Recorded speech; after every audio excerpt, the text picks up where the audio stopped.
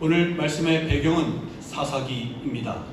사사기에는 일정하게 반복되는 패턴이 있는데요. 그 패턴이 뭐냐 하면 사사가 죽고 나면 얼마 안 지나서 사람들이 우상 숭배를 하며 하나님을 떠나 스스로 타락한다는 겁니다. 그리고 그 결과로 이방 민족들로부터 적지 않은 기간 동안 괴롭힘을 당하게 되고요. 그 괴롭힘을 당하는 동안 자신의 잘못을 깨달은 사람들이 회개함으로 하나님께 나와 부르짖으면 하나님께서는 새로운 사사를 세우셔서 이스라엘을 구원하시고 그 후로 이스라엘이 몇십 년간은 좀 평온해지는 이러한 패턴이 계속해서 반복이 됩니다. 그러니까 그 사사가 또 죽고 나면 얼마 안 지나 사람들이 또 우상 숭배를 함으로 타락을 하고 그 결과로 또 이방 민족들에게 괴롭힘을 당하고 또 회개하고 또 부르짖고 또 사사가 세워지고 또 구원받고 또 평온해지는 이러한 패턴이 계속해서 반복되는 것입니다. 첫 번째 사사가 온니엘이었는데요. 이러한 패턴이 그때부터 시작이 됩니다. 여호수아가 죽은 후에 얼마 지나지 않아서 이스라엘이 하나님을 떠나 우상 숭배를 하며 스스로 타락을 합니다. 그 결과로 아람왕 구산 리사다임이 이스라엘에 쳐들어와서 8년 동안 사람들을 괴롭히는데요. 그 괴롭힘을 받다 보니까 이스라엘 사람들이 자신들의 잘못을 깨닫게 됩니다. 그리고 하나님께 나아와 회개하며 원수들의 손에서 건져주시기를 간절히 부르짖습니다.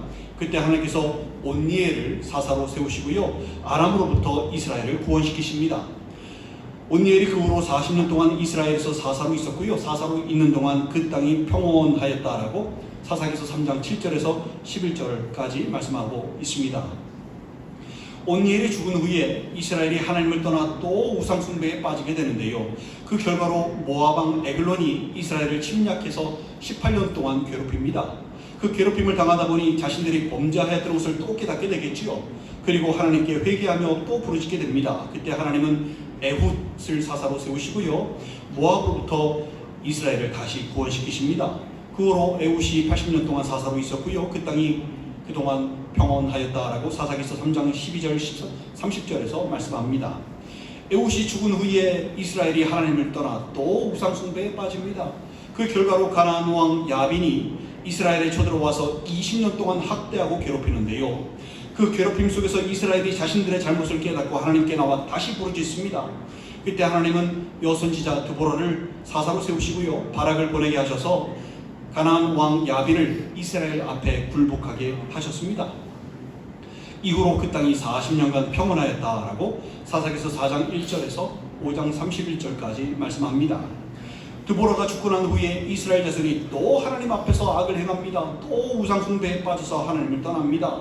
그 결과로 미디안이 7년 동안 이스라엘을 괴롭히는데요. 이스라엘이 자신들의 잘못을 또 깨닫고 또 하나님 앞에 나와 회개하며 구원해 주실 것을 부르짖습니다. 이때 하나님이 기드온을 사사로 세우시고요. 이스라엘을 미디안의 손에서부터 구원하십니다. 이후 기드온이 40년 동안 사사로 있었고요. 그동안 그 땅이 평온하였다라고 사사기서 6장 1절에서 8장 28절까지 말씀합니다. 또 그 후로 사사가 또 죽고 난 후에 이스라엘이 또 하나님 앞에서 악을 행하는데요. 사사기서 10장 6절에 보면 이렇게 말씀합니다. 이스라엘 자손이 다시 여호와의 목전에 악을 행하여 바알들과 아스타롯과 아람의 신들과 시돈의 신들과 모압의 신들과 암몬 자손의 신들과 블레셋 사람들의 신들을 섬기고 여호와를 버리고 그를 섬기지 아니함으로 라고 말씀합니다. 이렇게 또 타락을 합니다. 그리고 그 결과로 암몬과 블레셋이 이스라엘에 쳐들어와 18년 동안 학대하며 괴롭힙니다. 이스라엘이 또 자신들의 잘못을 깨닫겠지요. 또 하나님께 나와 회개하며 구원해 주실 것을 또 부르짖습니다. 그때 하나님께서 입다를 사사로 세우시고 이스라엘을 암몬과 블레셋의 손에서 구원하십니다. 이러한 패턴이요 사사기서에서 계속해서 반복됩니다. 정말 이 사람들 너무한 거 아닙니까? 어리석어도 너무 어리석은 거 아닙니까? 그 안 좋은 패턴에서 벗어나지 못하고 계속 반복하고 있으니 학습 능력이 떨어져도 너무 떨어지는 거 아닙니까? 아니 어리석은 정도가 아니라 이 정도면 악하다라고 해야 되는 거 아닙니까? 악하지 않다면 어떻게 이렇게 노골적으로 반복해서 같은 패턴으로 죄를 저지를 수 있겠습니까? 정말 멸망받아도 싼 사람들 아닙니까? 근데 여러분, 이스라엘 사람들의 이러한 모습이요 바로 우리의 모습입니다. 왜 이스라엘의 이러한 잘못된 모습들이 성경에 가득히 기록되었다고 하였습니까? 그게 바로 우리의 모습이기 때문에 그렇습니다. 그들이 하나님을 안 믿는 사람들이었을까요? 아닙니다. 그들이 하나님께 예배를, 제사를 안 드리는 사람들이었습니까? 아닙니다. 종교적인 모습은요, 오히려 그들이 우리보다 훨씬 더 열심이었습니다. 각종 절기면 절기, 제사면 제사, 예물이면 예물 모두 철저하게 지키는 사람들이었습니다. 모세오경에 나오는 율법도 잘 지키는 사람들이었습니다. 그런데 왜 그들이 하나님을 떠나 타락했다고 성경은 말씀합니까? 그게요, 그들이 하나님뿐만 아니라 우상들도 함께 섬겼기 때문입니다. 비를 내려주고 농사를 잘 짓게 하는 농경의 신 바알, 다산과 풍요의 신 아세라와 아스타롯, 가나안 사람들이 자신들의 필요를 따라 만들어 놓은 우상들, 아람의 신들, 시돈의 신들, 모압의 신들, 암몬의 신들, 블레셋의 신들을 같이 섬겼던 것입니다. 이러한 모습들은요, 절대로 하나님을 섬기는 것도 아니고 하나님께서 옳다고 하시는 것도 아닌데 사람들은 자신이 옳다고 생각하는 대로 행하며 살았던 것입니다. 본인들 나름대로 신앙생활을 하였던 것입니다. 근데 여러분, 그들이 자신들의 신앙생활이 잘못되었다는 것을 언제 깨닫습니까? 이방인의 압제와 괴롭힘을 받을 때 깨닫게 됩니다. 자신들이 잘못하였음을 깨닫고 회개함으로 하나님께 나오게 되는 것입니다. 네, 이런 것도 한두 번이라야 용서해 주실만 할 텐데 계속해서 이런 것들이 반복되고 있으면 하나님의 마음은 어떠실까요? 하나님이 감정이 없으실까요? 있으시죠. 용서해주고 싶으실까요? 용서해줘도 배신할 게 뻔한데 그럼에도 불구하고 용서해주고 싶으실까요? 아니시겠죠. 하나님도 감정이 있으신데 아니시겠죠. 그래서요, 사사기서 10장 11절 14절에서 하나님께서 이렇게 말씀하십니다. 내가 애굽 사람과 아모리 사람과 암몬 사람과 블레셋 사람에게서 너희를 구원하지 아니하였느냐?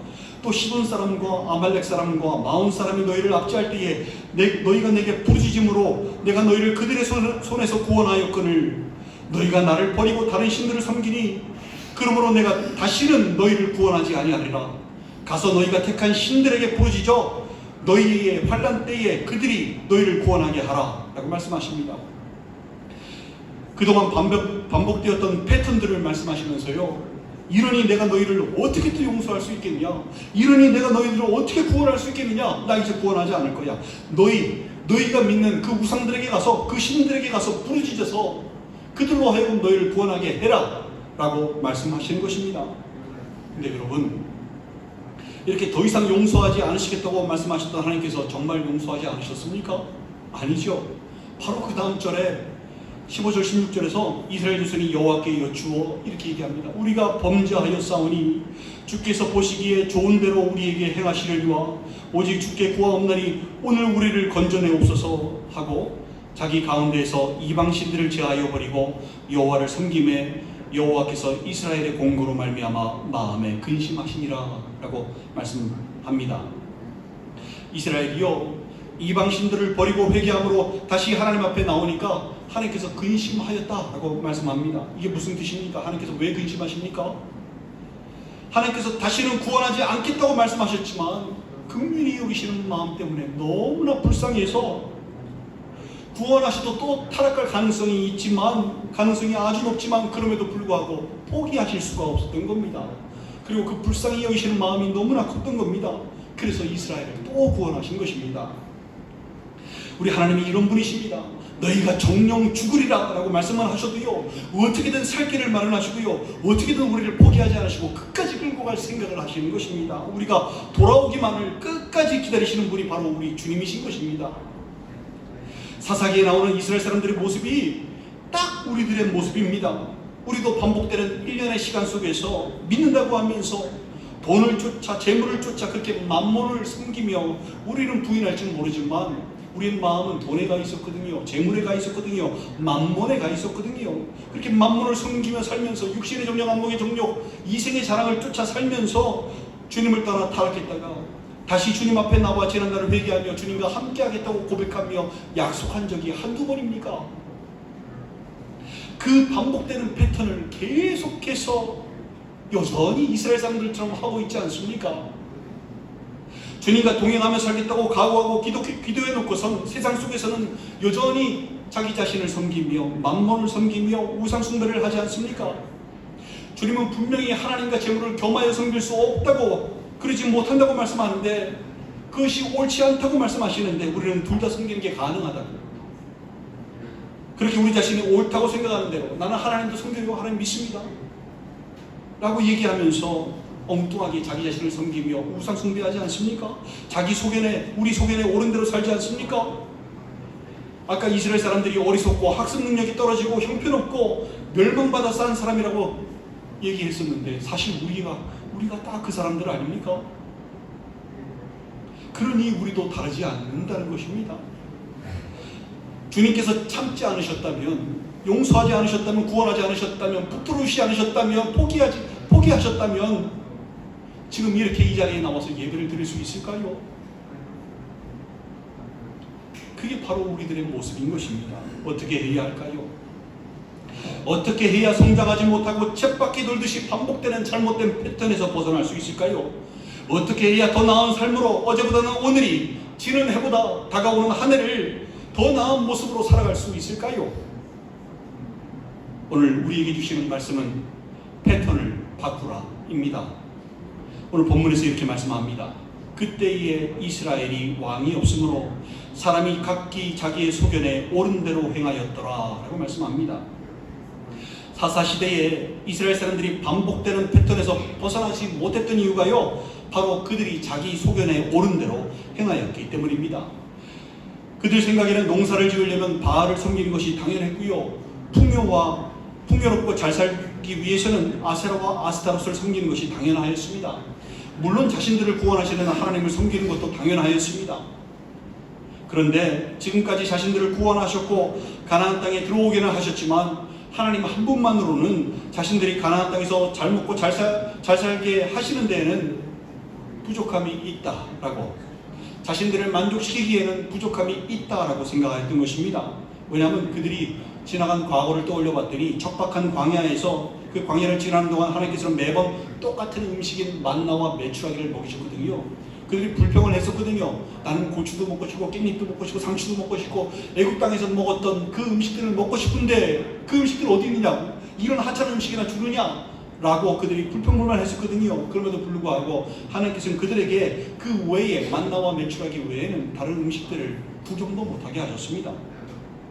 자신들이 먹고 싶고 애굽에서 먹어왔던 맛인 여러 음식들을 그리워했는데 하나님께서는 그들에게 전혀 먹이지 않으셨던 것입니다. 그리고 모세를 통해서 하신 말씀이 뭡니까?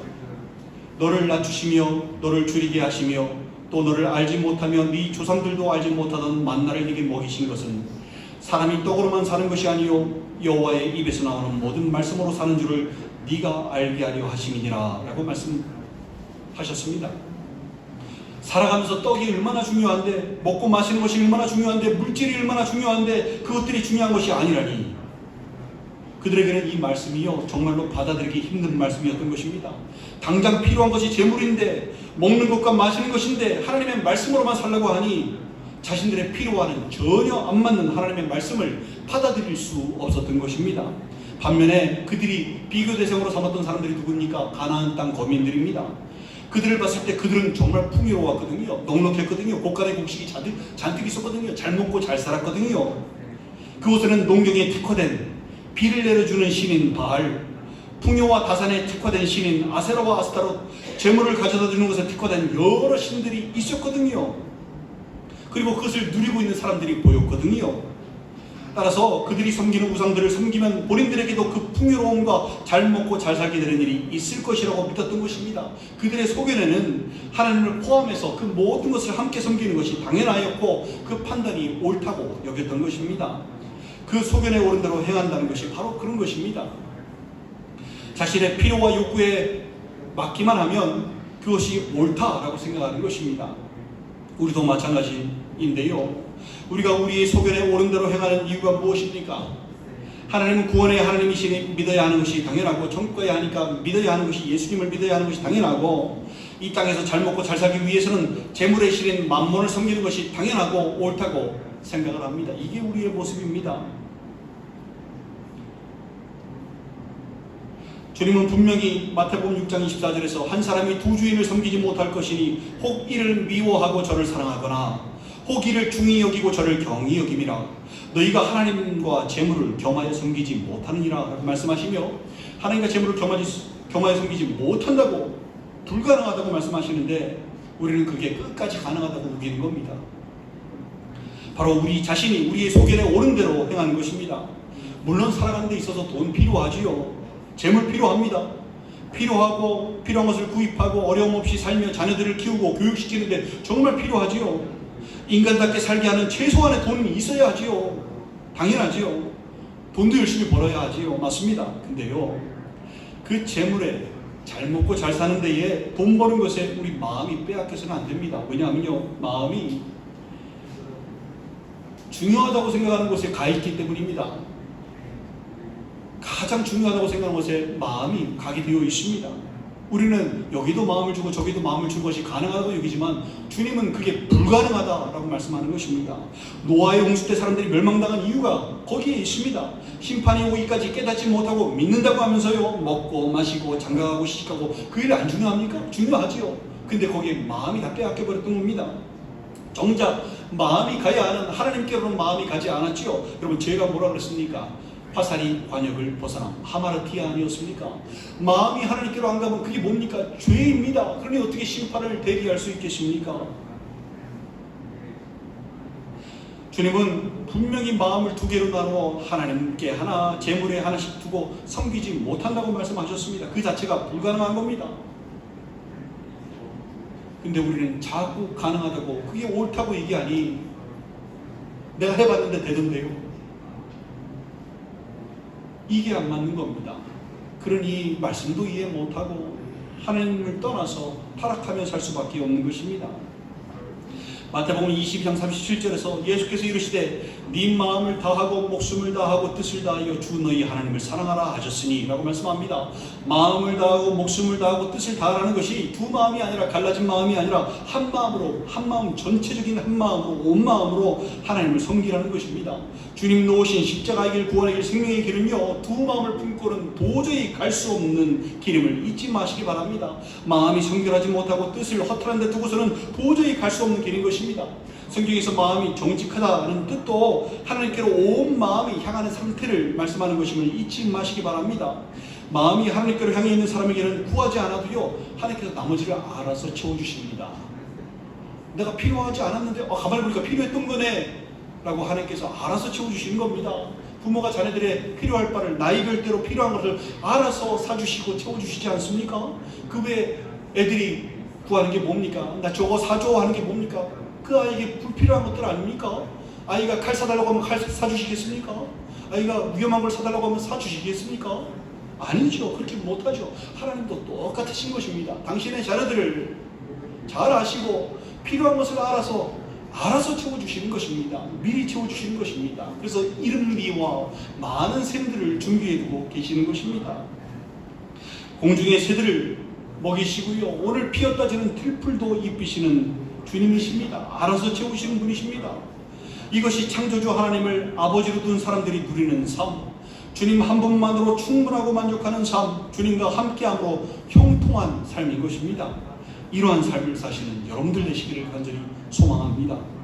우리는 우리의 소견에 옳은 대로 행하는 것이 아니라 하나님께서 옳다고 하시는 대로 행해야 합니다. 그러기 위해서는 한 가지 조건이 필요한데요, 오늘 본문 말씀을 다시 읽어보면 그때에 이스라엘의 왕이 없으므로 사람이 각기 자기의 소견에 옳은 대로 행하였더라 라고 말씀합니다. 자기 소견에 옳은 대로 행했던 이유가 뭡니까? 뭐라고 말씀합니까? 바로 왕이 없었기 때문이라 라고 말씀합니다. 따라서 우리에게 필요한 조건이 뭡니까? 왕입니다. 로마서 6장 16절에서 너희 자신을 종으로 내주어 누구에게 순종하든지 그 순종함을 받는 자의 종이 되는 줄 너희가 알지 못하느냐? 혹은 죄의 종으로 사망에 이르고 혹은 순종의 종으로 의에 이르느니라 라고 말씀합니다.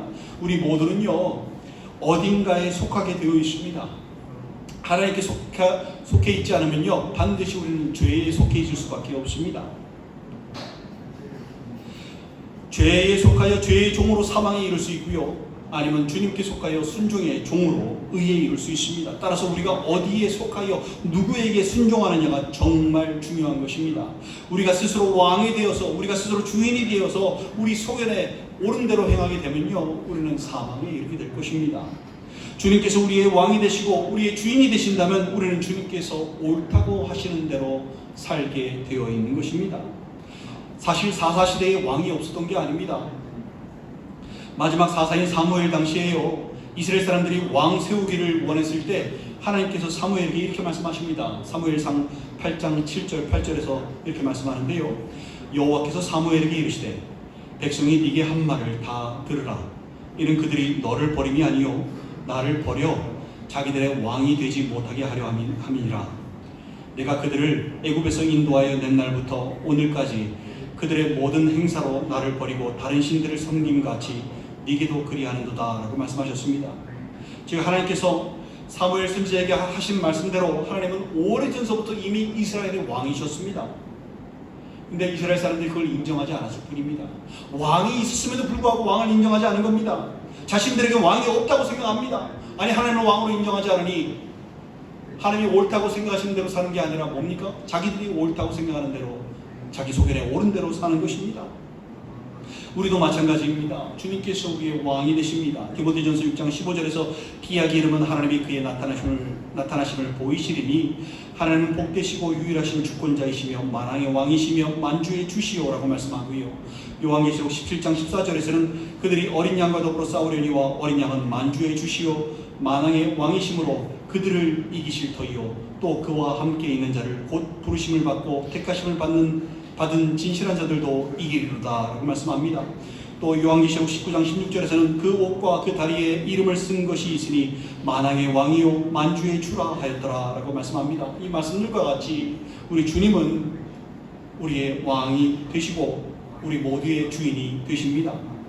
우리에게 왕이 없는 것이 아니라 크고 능하고 영원하신 왕이 계신 것입니다. 엄연히 왕이 계시는데, 주님께서 우리의 왕이 되시는데 마치 왕이 없는 것처럼 행할 때, 아니 주님을 왕으로 인정하지 않을 때 우리는 우리 소견에 옳은 대로 살 수밖에 없게 되는 것입니다.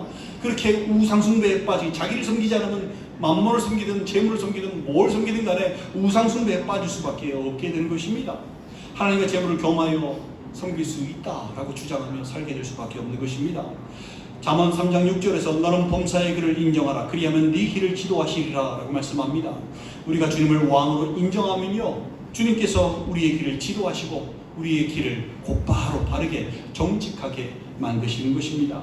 여러분, 천국이 어떤 곳입니까? 하나님의 통치가 있는 곳이 천국입니다. 죽어서만 갈 수 있는 것이 아니라 주님 안에서 사는 사람들은 살아서도 이 땅에서도 주님의 통치가 있는 천국을 살 수 있는 것입니다. 누가복음 17장 20절 21절에서 바리새인들이 하나님의 나라가 어느 때에 임하나이까 묻거늘 예수께서 대답하여 이르시되 하나님의 나라는 볼 수 있게 임하는 것이 아니요 또 여기 있다 저기 있다고도 못하리니 하나님의 나라는 너희 안에 있느니라 라고 말씀하셨습니다. 따라서 주님과 함께하는 사람은 어디에 가건 어디에 살던 그 어디나 하늘나라인 것입니다. 그리고 그 하늘에는 통치하시는 왕 바로 우리 주님이 계시는 것입니다. 따라서 신앙인이라면요, 천국을 사는 사람이고 하나님의 소유가 된 백성이고 주님을 왕으로 섬기는 사람들인 것입니다. 베드로전서 2장 9절에서 그러나 너희는 택하신 족속이요 왕같은 제사장들이요 거룩한 나라요 그의 소유가 된 백성이니 이는 너희를 어두운 데서 불러내어 그의 기이한 빛에 들어가게 하신 이의 아름다운 덕을 선포하게 하려 하심이라 라고 말씀합니다. 주님의 뜻에 따라 사는 사람, 주님과 함께하며 거룩함의 삶을 사는 사람이 거룩한 나라이고요, 왕 대신 주님의 소유가 된 백성이고요, 주님의 통치가 있는 천국을 사는 천국의 시민권자인 것입니다. 이 기회를 주신 분이 우리 하나님이십니다. 구원받을 가치조차 없던 인생들을 불쌍히 여기셔서 창조주 하나님께서 그 고귀한 피를 흘리시고 죄값을 대속해 주셨습니다. 그 피값으로 이제 우리는 택하신 족속이 될 수 있고 왕같은 제사장이 될 수 있고 거룩한 나라가 될 수 있으며 주님의 소유가 된 백성, 천국 백성이 될 수 있게 되었습니다. 정말 가슴이 벅차오르지 않습니까? 너무나 감사한 주님의 은혜 아닙니까? 이 은혜를 어떻게 갚을 수 있을까요? 조금이라도 갚을 수 있기는 할까요? 아니요, 여러분, 전혀 못 갚습니다. 은혜를 갚으려면 우리가 뭔가 가지고 있어야 하는 게 있어야 하지 않겠습니까? 그래서 우리의 것을 주면서 감사의 표시를 할 수 있지 않습니까? 근데요, 우리는 가지고 있는 것이 하나도 없습니다. 애초에 우리 자신도 주님의 소유입니다. 우리가 가진 모든 것들도요, 주님의 것인데 우리한테 그냥 맡기신 것뿐입니다. 그러니 무엇으로 어떻게 은혜를 갚을 수 있겠습니까? 주님께서도 되돌려 받기를 바라시며 대가를 치루어 주신 것이 아닙니다. 다만 우리에게 기대하시는 것이 하나 있는데요. 그게 뭐냐 하면 너희를 어두운 데서 불러내어 그의 기이한 빛에 들어가게 하신 이의 아름다운 덕을 선포하게 하려 하심이라 라고 방금 전에 말씀하였습니다. 이게 무슨 말씀인가 하면요, 가치 있는 삶을 주었으니 그 가치 있는 삶을 살라 라는 말씀인 것입니다. 빛의 자녀로 불렀으니 어두운 데서 불러내어서 빛 가운데 머물게 했으니 다시 어두운 데로 들어가지 말고 빛의 자녀로 빛의 열매를 맺으며 살아라 라고 한 말씀인 것입니다. 창조주 하나님의 빛과 그 어마어마한 가치로 우리를 사셨으니 그 가치대로 가치 있는 삶을 살라고 말씀하시는 것입니다. 그것이 바로 주님의 통치 아래에서 살아가는 사람들의 모습인 것입니다. 그러니 잘못된 패턴을 가지고 빛으로부터 멀어지고 다시 어둠 속으로 들어가서는 안 되는 것입니다. 성경에 보면 빛에 있다가 아예 어두움으로 돌아가서 어두움에서 끝을 낸 사람들이 있습니다. 롯의 아내 아십니까? 심판이 코앞에 이르는데 롯의 가정이 소돔과 고모라를 떠나지 못했죠. 그때 천사들이 롯의 손과 그의 아내의 손과 두 딸의 손을 잡아서 인도하여서 성 바깥으로 아예 빼내서 구출을 해줍니다. 그리고 너희의 재물이 있는 그곳을 쳐다보지 마라, 이미 그것을 떠나라 라고 했는데 롯의 아내가요, 그 두고 온 재물이 여전히 마음에 있습니다. 아이고 아까운 거, 내 돈, 내 재물, 그래 그걸 어떻게 산 건데 라고 하면서 되돌아봅니다. 너무나 아쉬운 마음으로 내 건데 라고 하면서 뒤돌아봅니다. 그리고 그 상태로 소금 기둥이 되어서 삶을 마감합니다. 가룟 유다도 그런 사람이었습니다. 주님의 12지제 중에 한 사람 아닙니까? 얼마나 특권을 가지고 있던 사람이었습니까? 인간으로 오신 하나님을 목격하는 정도가 아니라 3년 동안을 함께 자고 함께 먹고 함께 살았던 사람 아닙니까? 근데 그의 마지막이 어땠습니까? 고작 은 30냥에 주님을 팔아버리지 않았습니까? 주님의 뜻과 자신의 뜻이 다르다는 거 알고 주님을 팔아넘길 생각하지 않았습니까? 고작 은 30냥이에요. 그리고 그 마지막을 보십시오. 비참한 처우를 맞지 않습니까? 빛 가운데 살게 하셨는데 다시 어둠으로 되돌아가서 안 좋게 삶을 마감하지 않았습니까? 데마라는 사람을 아십니까? 바로 영어로 데마스인데요. 이 데마가 바울의 동역자였어요. 바울의 1차 선교 여행 때도 함께하며 감옥까지 함께 갔습니다. 근데 디모데후서 4장 10절을 봤더니 뭐라고 말씀하는 줄 아십니까? 데마는 이 세상을 사랑하여 나를 버리고 데살로니가로 갔고 라고 말씀하고 있습니다. 함께 복음 사역자로 바울과 함께 동역했던 그가 세상을 사랑하여 세상으로 어두움으로 되돌아갔다라고 말씀하고 있는 것입니다. 믿음을 지키지 못하고 다시 어둠 속으로 들어가서 다시 세상 사람이 되어버린 것입니다. 우리도 큰 은혜를 받은 사람인데 그 크신 하나님의 은혜를 받았음에도 불구하고 잘못된 패턴을 가지고 자꾸 어둠 속으로 들어가고 또 들어가고 그렇게 살아간다면 우리의 마지막도요, 롯의 아내와 다를 바 없고 가룟 유다와 다를 바 없고 데마와도 다를 바 없어지는 것입니다. 여러분, 잘못된 패턴에서 벗어나시기 바랍니다. 주님과 함께하며 주님의 통치 아래 거하시기 바랍니다. 어둠과 빛을 왔다 갔다 하는 패턴이 아니라 빛의 자녀로 살아가는 패턴으로 아예 바꾸시기 바랍니다. 교만을 버리고 여러분 자신을 왕 되신 주님께 복종시키시기 바랍니다. 고린도서 10장 5절 6절에서 하나님 아는 것을 대적하여 높아진 것을 다 무너뜨리고 모든 생각을 사로잡아 그리스도에게 복종하게 하니 너희의 복종이 온전하게 될 때에 모든 복종하지 않는 것을 벌하려고 준비하는 중에 있노라 라고 말씀합니다. 스스로 왕이 되어 살면 자신의 소견에 옳은 대로 살게 되어 있습니다. 주님 앞에서 높아진 것을 다 무너뜨리시고 모든 생각을 사로잡아 우리 주 예수 그리스도께 복종시키시는 왕 되신 주님께 복종시키시는 여러분들 되시기를 간절히 소망합니다. 사랑하는 지체 여러분, 언제까지 잘못된 패턴으로 쳇바퀴 돌듯이 앞으로 나아가지 못하고 제자리 걸음을 걸으시겠습니까? 언제까지 주님과 세상 사이를 왔다 갔다 하며 죄와 사망, 생명과 복 사이를 아슬아슬하게 왔다 갔다 하며 사시겠습니까? 그렇게 아슬아슬한 줄타기를 하며 사시겠습니까? 언제까지 주님과 재물을 같이 섬기며 여러분 소견에 옳은 대로 행하시겠습니까? 이제 패턴을 바꾸시기 바랍니다. 여러분의 삶에 주님을 유일하신 왕으로 모시고 그 인도하심과 통치하심에 순종함으로 패턴을 바꾸시기 바랍니다. 주님과 함께함으로 빛 가운데 거하시기 바랍니다. 그러면 주님께서 우리를 건지시고 높이시고 영화롭게 하시는 것입니다. 이건 주님의 약속입니다. 시편 91편 14절 15절에서 하나님이 이르시되 그가 나를 사랑한즉 내가 그를 건지리라.